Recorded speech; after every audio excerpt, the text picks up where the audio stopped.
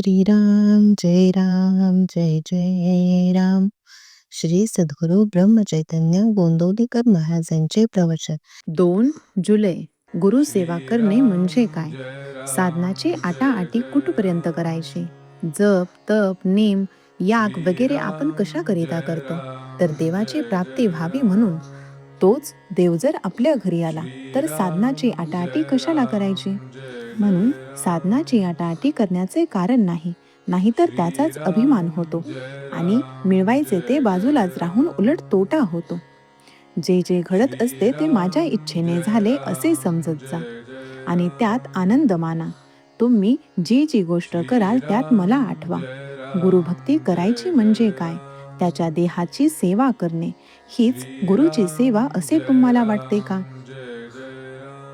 त्याच्या देहाची सेवा करणे ही गुरुची खरी सेवाच होत नसते.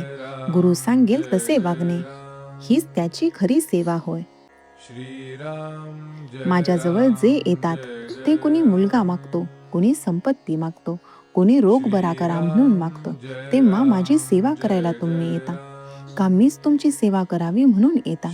माझ्याजवळ येऊन मनुष्य देहाचे खरे सार्थक होईल असे करा.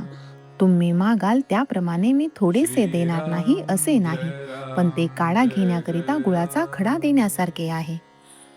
मला सर्व कळते असे माझ्याबद्दल तुम्ही म्हणता, पण ते मनापासून नव्हेच.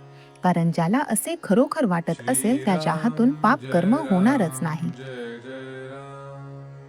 ज्याची वृत्ती माझ्याशी एकरूप होईल त्यालाच कळेल की मला सर्व कळते आहे. गुरुला अनन्य शरण जाणे म्हणजे इतके की त्याचे मन आणि आपले मन एक झाले पाहिजे.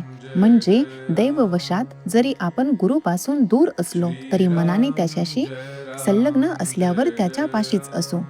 आपण आपल्या आईशी जसे बोलतो तसे माझ्यापाशी बोलावे. आपले सर्व दुःख मला सांगत जावे.